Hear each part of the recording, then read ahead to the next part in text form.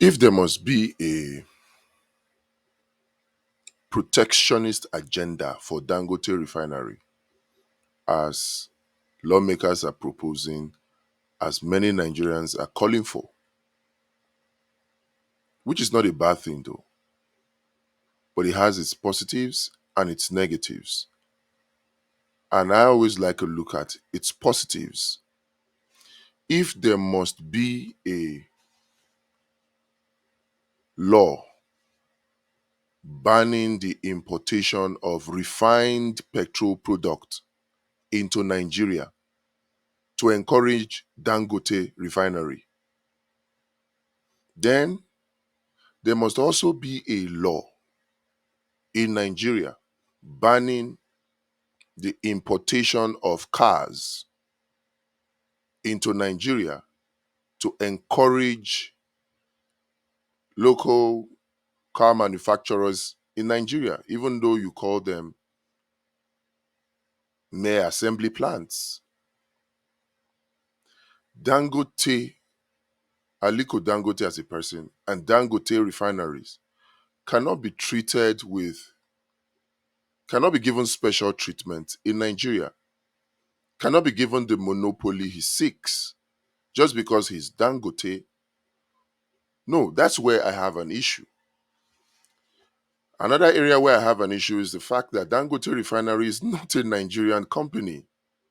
Many still make the mistake that it is, for two reasons. Number one, the majority shareholder of Dangote Refinery is not Nigerian. Dangote, Aliko Dangote as a person, is just a front for Dangote refineries. And what you find is that a lot of the politicians also just hide behind Dangote Refinery or Dangote. So he's just fronting for them. Let Dangote open his books and show Nigerians who his shareholders are for the group as Dangote Group and for Dangote Refinery, Dangote Cement. Let us see what happens or who are those lurking or hiding behind the curtains as shareholders. Then it will be clear to Nigerians whether Dangote Refinery is really a Nigerian company. That's number one. Number two, why I say Dangote Refinery is not a Nigerian company is the fact that Dangote Refinery is sited in a free trade zone area. Many people do not understand the implication of that. It simply means that Dangote Refinery is backed and controlled more by IMF and World Bank rules and regulations than the laws of Nigeria. That's what it means. And to also now dash Dangote Refinery a Lekki deep sea port, which is also in a free trade zone area, simply means that it is easier for Dangote Refinery to ship his goods abroad than to sell them in Nigeria. So these are the two reasons that make me say Dangote Refinery is not a Nigerian company, even though it is sited in a geographical location called Nigeria. The way Dangote is no different from MTN or Stanbic IBTC, foreign companies in Nigeria that are partly owned by Nigerians. That's what Dangote is.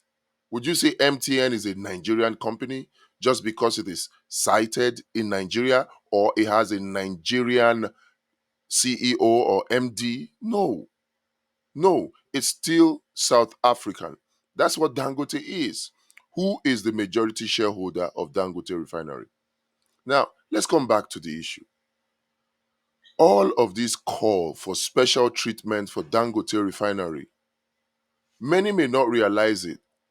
They think it is a patriotic move, but it's an unpatriotic move. But it seems to be gaining traction. So, what do we need to do as a country? If Dangote gets the federal government to ban the importation of refined petrol product, because that's what he seeks to do, he may come out and tell all manner of stories that that's not what he wants, but everybody can see it. It's visible to the blind, it's audible to the deaf, that what Dangote seeks is monopoly. Whether or not he gets it depends on we Nigerians. Because right now he's trying to get the federal government to give him that monopoly. He's trying to get the federal government to ban the importation of refined petrol products. He's trying to get everybody to come to him. And the manner he's going about it is where the problem actually lies. He wants to sell to major oil marketers. He wants to be the one to sell to independent oil marketers. He's the one trying to be the one to sell to petrol stations owners and all that. Virtually, if Dangote Refinery is allowed to operate the way he wants to operate, what it means is that he will kick the DAPCON, the depot owners, out of business because he has his own depot. He will kick the major oil marketers who have tank farms. He will kick them out of business. Then the independent um, independent marketers, he'll keep them out of business. So he'll just be dealing directly, almost directly with people who come to buy from him in tankers. Invariably, the way he's going about it, that is his end game. And that is why there is this ongoing tussle now between him and all of these associations, the DAPCON, the MOMAN, the IPMAN, and the Petron. That's why he's having these issues with them because he's seeking monopoly. Now, many people may say, oh, yeah, but we are producing refined petrol products in Nigeria through Dangote Refinery. Yeah. And so that justifies the ban on importation of refined petrol products so that it will reduce the pressure on our naira. Let me tell you, or let me say this. Many of you already know this, but let me still just say it. Which will be better for Nigeria? Or all of them can be better for Nigeria. But just look at this. If we ban the importation of refined petrol products into Nigeria, should we not also ban the importation of used car of what is it called? Vehicles into Nigeria, ready-made vehicles, the importation of Land Cruisers, the importation of Range Rovers, Lamborghinis, Ferraris. Shouldn't we ban those to encourage our own local manufacturing so that the price of new cars that are made in Nigeria can come down to such a point where it is cheaper to buy a new car in Nigeria than to import used ones? So long as a used car imported from outside the country is cheaper than a new car in Nigeria, our automobile industry will not grow. So far as government officials, private individuals prefer to import used cars, not just used cars now. I've talked about used cars. They prefer to import new cars from outside the country. So far as they prefer to do that and they fail to patronize the local car manufacturers in Nigeria, then our own automobile car industries will not grow and jobs will not be created. The beautiful jobs, the high paying jobs, the high paying jobs, high value jobs in the automotive industry are already, they are shipped out when we buy imported cars. Innoson or Nord or what's this other one? I can't remember. All the local car manufacturers in Nigeria will improve. They will do better when we patronize them in Nigeria. The market is there. So if anybody is calling for a ban on the importation of refined petrol products, then two things must happen. Two things, actually. One, efforts must also now be put in the way Dangote Refinery is being supported and encouraged. Other modular refineries must also now be supported and encouraged. And our own refineries, state-owned refineries, must also now be supported and encouraged. That's on the one hand, that must happen if Dangote is to have his way and get the federal government to ban the importation of refined petrol products. Then the other thing that must happen is that we must also now ban the importation of cars, whether new or used, into Nigeria so that we can focus on our own local manufacturing. If we don't do this, then to just be treating or giving Dangote refineries preferential treatment and giving him the monopoly that he so desperately wants. This is how to build Nigeria. I'm about building Nigeria. Right now, because of Dangote, Nigerians are living abroad in Nigeria because the cost of petrol now is cheaper in a place like Texas in America than in Nigeria. Cost of electricity is cheaper in some states in America than in Nigeria. Meanwhile, the salaries are a fraction in Nigeria of what the salaries are in the US. This should not be so. We have to build a country that works for everybody. And in so doing, we can't allow individuals to become more powerful than the state. That's what we're doing if we support only Dangote Refinery. It must go round. In fact, I have no issues with Dangote refineries so far as our state-owned refineries are working. To me, right now, it appears as though Dangote refineries is behind the sabotage of our own state-owned refineries. Firstly, so that his refinery can gain the monopoly seeks, and secondly, probably because he wants revenge for Yaradua taking the refineries from him after Obasanjo sold it to him in 2007. So perhaps because of those two reasons, he's seeking, it's in his interest that our own state-owned refineries do not work.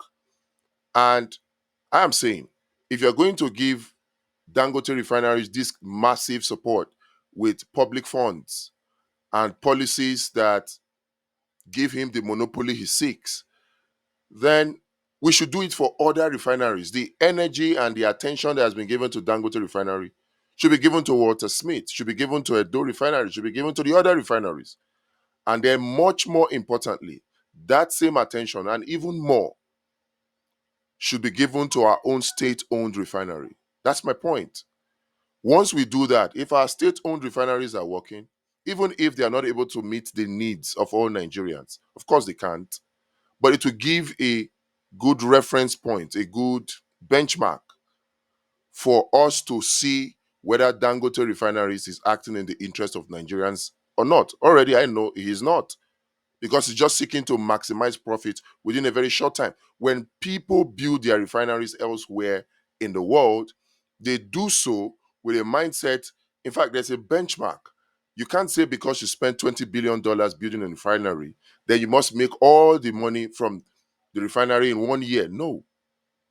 20 years, 25 years, 30 years, all the investment cost is spread over that, so that the production cost or refining cost of refined petrol product is spread over that 20 years or 25 years. So doing, the production cost comes down because the refineries, they last very, very long. But what Dangote is doing is trying to get the so-called 20 billion out in 1 year. Yeah, I guess that's why his so-called net worth has gone from 12 billion to 27 billion in a space of 1 month. You can't do that on the blood and sweat of poor Nigerians because they are the ones bearing the brunt. Anyway, I'm not surprised. Dangote Refineries is just doing what it did, or yeah, what it did with Dangote Cement. Nigeria gave him access to our raw materials, limestone, which belongs to Nigeria, the federal government, according to the Land Use Act. But then what do you have? He takes that limestone, packages it into cement, and sells it at exorbitant prices to Nigerians. He has never acted in the interest of Nigerians, not with cement, not with sugar, not with anything. Always seeking to exploit Nigerians. And that's okay. He's a capitalist, he's a businessman, he's there to make profits. But he cannot be making profits while we see a glaring sabotage of state-owned infrastructures that provide the same alternate services sabotaged. just so that he can continue to thrive. No. And that's what is about to happen with this move that he's making to get the federal government to ban the importation of refined petrol products. And this is why DAPCON, DAPMAN, MOMAN, IPMAN, Petron, this is why all these people have taken him to court. Let's wait and see what happens. But so far, he's been very successful. I'm talking about Dangote now and Dangote Refinery. They have been so successful at getting Tinubu to do whatever the hell they want. They have weaponized blackmail. They came out the other day. Dangote himself came out and said, "Oh, we have blending plant in Malta. That's why they're trying to sabotage me. I will say more if they don't dance to my demand." And guess what? After coming out to make such a heavy allegation against the federal government, rather than the federal government to take decisive actions against him, the federal government continues to dance to his tune, to the tune of Dangote Refinery. So I am suspecting and I'm afraid that if the people do not rise up and speak against this, Dangote Refinery will also get the federal government to ban the importation of refined petrol products to give him the monopoly that he wants. And if that happens, Nigerians will continue to be the ones to bear the brunt. They'll be the ones to continue to pay high prices for petrol, as they pay high prices for electricity, high prices for school fees, high prices for food, high prices for everything without getting commensurate increase in income or purchasing power. We don't want this. We don't need this. For the umpteenth time, I will reiterate, two things must happen. If Dangote must get or have his way by getting the federal government under Tinubu to ban the importation of refined petrol products, then two things must happen. We must also now give support to other refineries, whether modular or our own state-owned refinery, to also operate. It can't just be Dangote Refinery. Whether it has 650,000 barrels per day capacity does not matter. We can't hang the whole future of a country in the hands of one man. Antitrust laws, proper antitrust laws, should not accept this. That's one thing that must happen. Other refineries must be encouraged also. The way we put $2.5 billion that they said is now 7.2% of Dangote into Dangote refineries. We must now also put the same investment in other modular refineries. And we must also now begin to shout sabotage, sabotage, the way we are shouting for Dangote now, for other modular refineries, and more importantly, for our state-owned refineries. All the talk about them being moribund, if we put $1 billion in there, it will revamp or, yeah, it will turn the infrastructure around. The second thing that must happen is that we must also now ban the importation of cars, particularly cars. We must ban the importation of fabrics, so that our local fabrics textile industry can thrive. But starting with cars, these lawmakers and government workers particularly should not be allowed to begin or to continue to import Escalades, Rolls Royce, Land Cruiser Prado, Land Cruiser, Range Rover. They must not be continued to allowed. They will not be allowed to continue to import those things if Dangote must have his way. Nigerians, we have a responsibility. Let us take action, speak about it, and push the federal government to do the right thing for the sake of Nigerians.